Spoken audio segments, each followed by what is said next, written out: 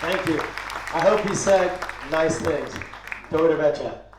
Hello, everybody. My name is Andrew Lee Miller, as this guy just said, and I came all the way here from Mexico, even though I'm not from Mexico, which will make sense later on in my talk. I came all the way here to talk to you about something that I've never, ever spoken about publicly in 15 years of doing public speaking around the world. And once I got here, I realized this is actually really the right place, and I'll tell you why. This is where I come from. Kind of looks a little similar. This is the hilliest part, so it's normally also very flat.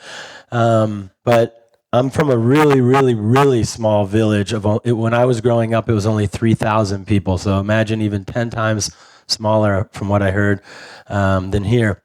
And in that village, I mean, you don't think of America as having villages, but in the Midwest and in Ohio, we do. It's a small village called Dublin, Ohio. And there, growing up, you have your family and you have the wide open space to do whatever you want, kind of like Bruce with his land now.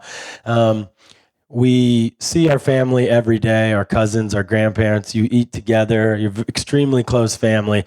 You don't have crime. You don't have foreigners.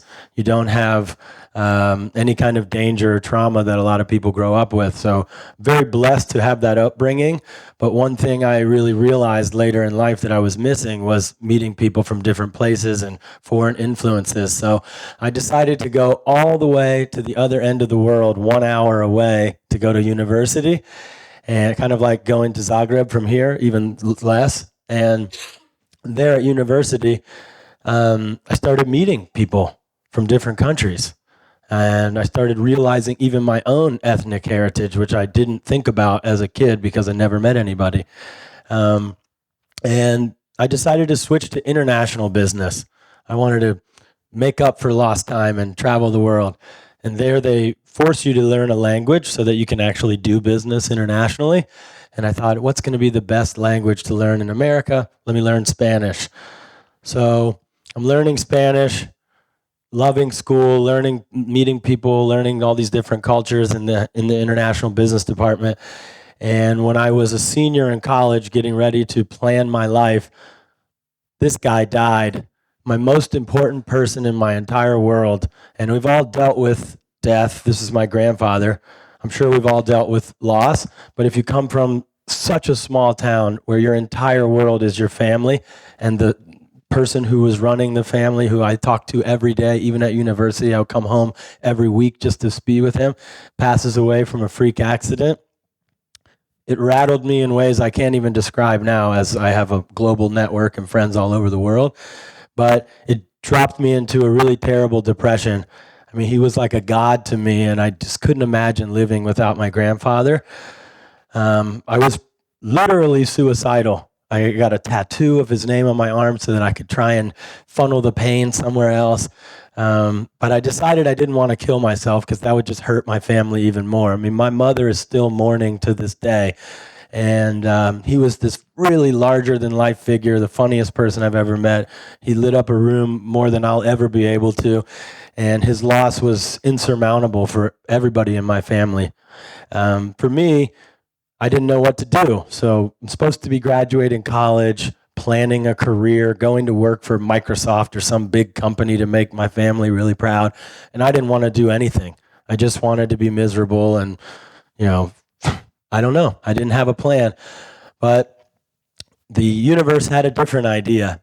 So one day, finishing up Spanish class, I'm walking out of the room, sad and downtrodden.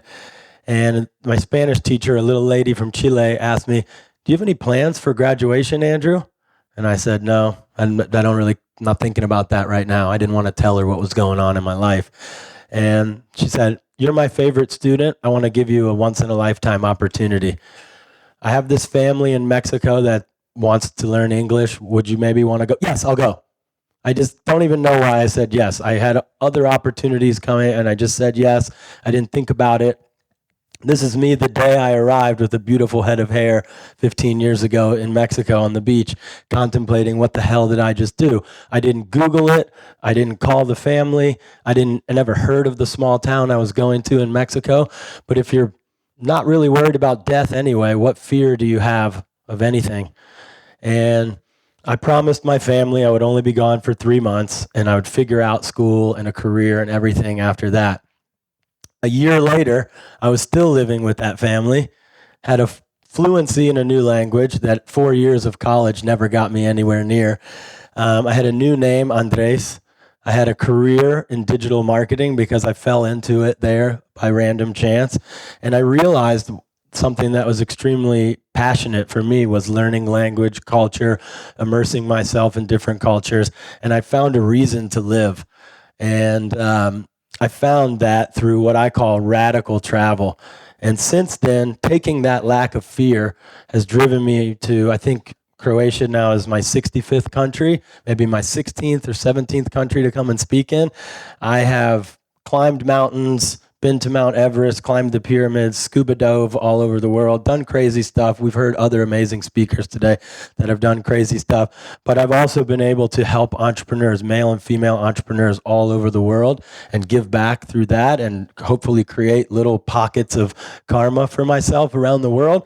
And all of that can be traced back to that one crazy radical thing that I did that I thought was insane, but if I was going to die anyway, might as well go do something crazy first, right?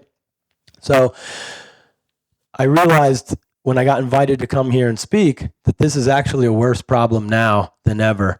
We all open our phones and go on Instagram and see the horrible wars happening in nearby places and faraway places. Depression is at an all-time high. Over 200 million people are unemployed around the world. 300 million people are depressed, and that's like clinically, legally, they tell their doctor and they're taking medicine that they're depressed. This is not American statistics either. Worldwide, 50% of people are unfulfilled in their jobs. And when you meet someone and you go, what do you do? We've normally asked people about their job. It's a big part of your life. And if you're unfulfilled there, then you're probably not happy overall. And so I think this is a really important topic. But worse than that, 700,000 people every year don't just say, screw it, and go try something. They just end their lives. And that has happened a few times near to me. And it's really sad. And I think it's totally avoidable. So on my way to the airport in Mexico, where I now live, I saw this billboard that said, for everything bad, travel. For everything good, travel.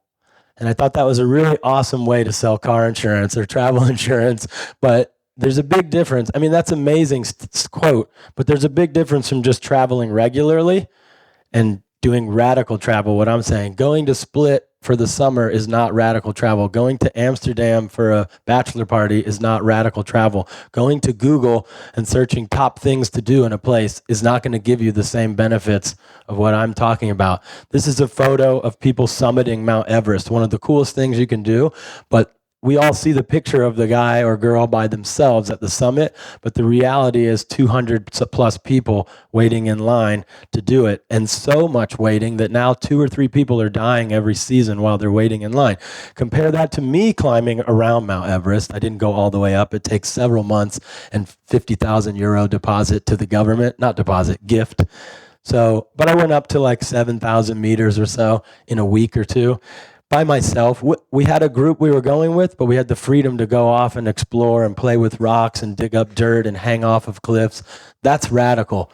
I didn't make a plan. I just went to Nepal and did this thing.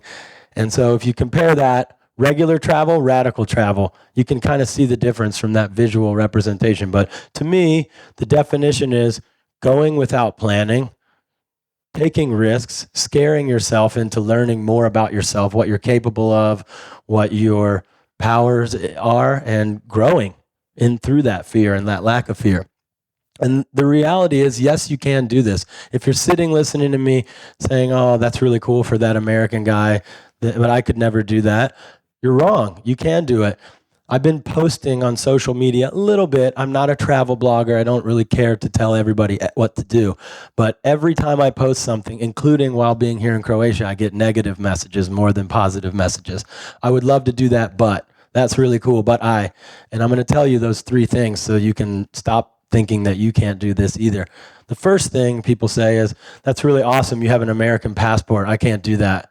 And that's not true. I travel with people from countries that are only able to go to a few countries. You know what they do? They put in a lot of work ahead of time to go to a place. My wife is originally from South Africa. She still doesn't have the American passport. It takes forever. South Africa can only go to about 100 countries without a visa. What does she do for the other places? A month worth of paperwork, and then you can go there. So that's not an excuse at the end of the day. You can pre-plan where you're going to go, or you cannot. Or you can just support countries that want to make it easy for you. Obviously, EU countries, you can just pretty much pop and go anywhere. And that still can be really radical. The second thing that people tell me about is why they can't travel is, oh, it must be nice to work while you travel on your computer. And I have designed a life that enables me to travel and work. But if you don't have any money and you hate your job, you can quit, you can go to Google, add the word hostel to the favorite destination of your choice and message 20 hostels in that place and have a job lined up when you get there. It might not be super glamorous, but it'll be a start. You can find a 5-star resort. You can go work on a cruise ship. There's so many options to getting out and going. When you work on a cruise ship, you get 2 days to go do crazy things or whatever you want in different places every weekend. It's a really great start to show yourself what you are capable of, and then it's a great way to save money too. The third thing, and the thing I hate hearing the most, is, oh, that's really awesome, but I love my family too much to travel. I could never do that to my family. I love my family, I mean, more than anyone else on the planet, and I talk to my family every day. They still don't have passports. I go home 4 or 5 times a year, sometimes more, if God forbid horrible things happen and I need to. They can't understand my lifestyle, but they support me and they love me and they're happy that I'm happy, because the alternative is 700,000 plus people, plus me maybe, dying every year without being happy. The number one thing that people say on their deathbed, you can Google it worldwide, that they regret doing is living for other people and not for themselves. So I don't want you or anybody else listening to this to resent their parents or their family and regret not having a life that they actually appreciated and enjoyed. So it's not an excuse. You can and you should go do some radical things in your life. I'll give you a couple more examples before I go. This young lady who stole my sunglasses is my friend Brittany, self-made millionaire. She didn't graduate high school. She didn't go to college. Unbelievable person. And she's an example that women also can do radical travel all over the world. I actually met her on that trip in Nepal many years ago. And Brittany found out recently she has a brain tumor, and I got her permission to talk about this, by the way. She has a brain tumor. She started doing some medical treatments. They made her feel really bad, and they have serious potential consequences. She started having suicidal ideations, feeling like she might take her own life. So she just recently decided to sell everything, sell every business, liquidate every company, sell all of her assets, and she's going to take a whole year of traveling with no plan, no idea where she's going to go before she goes back for the biggest fight of her life through chemotherapy, which could eventually kill her on its own. That's a great example of radical travel. She needs to heal herself on the inside to get ready for that really big thing that she's going to battle against. Another story from my own personal network is the young man on the right is my little cousin Alex, who's in my small town as a 15-year-old kid with a small world. His older brother, my cousin Demetrius, was one of those 700,000 people that killed himself 2 years ago. At 21 years old, super healthy, handsome kid, had his whole life ahead of him. He ended his life because he didn't realize he could change his reality the way I'm talking to you about now. Alex looked up to this kid. He was his idol, his mentor, his guru, his godlike figure, much like my grandfather when my grandfather died. And you can imagine what kind of depression that would put you into. But because my cousin, his father, Demetrius Sr., lost his grandfather like I did, he knew to support his son through going through this, he had to give him the ability to heal himself any way that he could. So he told him, do whatever you got to do, go wherever you need to go. I support you. What did he do? He grabbed his guitar, and he's been traveling around the U.S., soon to get his passport and come with me out of the country ever since. I just visited him in San Diego a couple weeks ago. Happiest kid I've ever seen. Playing his guitar on the beach, fully healed himself through radical travel, without medications, without drugs, and he definitely didn't harm himself. So, to finish, I just want to tell you, You have the power to change your reality. If you're not happy, it doesn't matter what your family wants. It doesn't matter if you don't have money. Take 6 months to plan where you're going to go or save up money before. You don't even need to plan. You can go to the airport. There's a nice radical travel game that I like to play. Pick a color and you just go to the airport, follow the person who has that color. Wherever they're going is where I'm going. That is how you're going to heal yourself, and you're going to learn, and you're going to experience new things. If you go out on a limb, that's where the fruit is. Thank you so much. This is my cousin Demetrius, by the way. Halala.